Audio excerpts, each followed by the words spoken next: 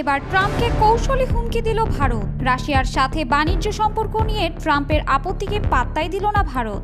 মোদিকে চাপে রাখতে ট্রাম্প বলেছিলেন প্রয়োজনে পাকিস্তান থেকে তেল কিনবে ভারত। তার এমন মন্তব্যের পর ভারত সরকার সাফ জানিয়ে দিয়েছে তারা রাশিয়া থেকে তেল কেনা বন্ধ করবে না। অনেকেই ভারতের এমন সিদ্ধান্তকে ট্রাম্পের প্রতি হুমকি বলে উল্লেখ করছেন।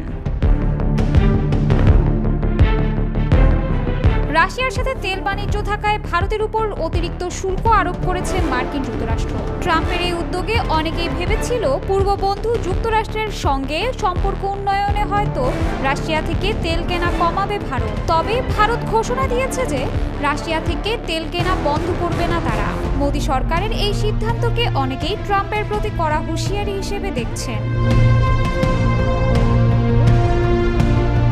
যুক্তরাষ্ট্রের প্রেসিডেন্ট ডোনাল্ড ট্রাম্পের হুমকি সত্ত্বেও রাশিয়া থেকে তেল কেনা অব্যাহত রাখার সিদ্ধান্তে অটল নয়াদিল্লি। নিউ ইয়র্ক টাইমসের এক প্রতিবেদন বলছে ভারতীয় কর্মকর্তারা স্পষ্টভাবে জানিয়ে দিয়েছেন রুশ তেল আমদানির নীতিতে কোনো পরিবর্তন আনা হয়নি এবং তারা আগের মতোই তেল কিনতে থাকবেন। এর আগে ট্রাম্প নিজের ট্রুথ সোশ্যাল প্ল্যাটফর্মে এক পোস্টে হুঁশিয়ারি দিয়েছিলেন রাশিয়ার কাছ থেকে তেল ও অস্ত্র কেনা চালিয়ে গেলে ভারতের উপর অতিরিক্ত শাস্তিমূলক ব্যবস্থা নেওয়া হবে। এমনকি চলতি মাসের 14 তারিখে তিনি সরাসরি হুমকি দেন যদি না মস্কো ইউক্রেনের সঙ্গে বড় ধরনের শান্তি চুক্তিতে পৌঁছয় তাহলে যেসব দেশ রুশ তেল কিনবে তাদের উপর 100% শুল্ক আরোপ করা হবে। তবে এসব হুমকির পরও ভারতের অবস্থান একটুও টলেনি। নিউ ইয়র্ক টাইমস জানায় ভারতের 2 শীর্ষ কর্মকর্তা বলেছেন সরকারের নীতিতে কোনো পরিবর্তন হয়নি এবং তেল আমদানিকারক কোম্পানিগুলোকে কোনো নির্দেশও দেওয়া হয়নি রাশিয়া থেকে তেল আমদানি কমানোর জন্য। শুক্রবার ট্রাম্প এক বক্তব্যে বলেন তিনি শুনেছেন ভারত নাকি রাশিয়া থেকে তেল কেনা বন্ধ করে দিয়েছে, কিন্তু ভারতীয় কর্মকর্তারা এ দাবি সরাসরি খণ্ডন করেছেন।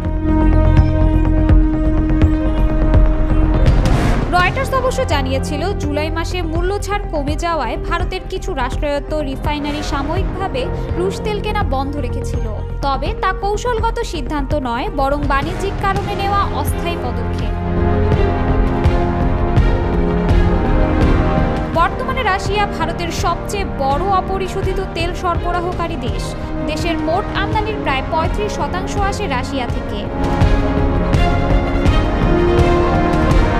বিশ্লেষকরা বলছেন ট্রাম্পের হুমকির চেয়েও ভারতের কাছে এখন গুরুত্বপূর্ণ জাতীয় স্বার্থ ও জ্বালানি নিরাপত্তা।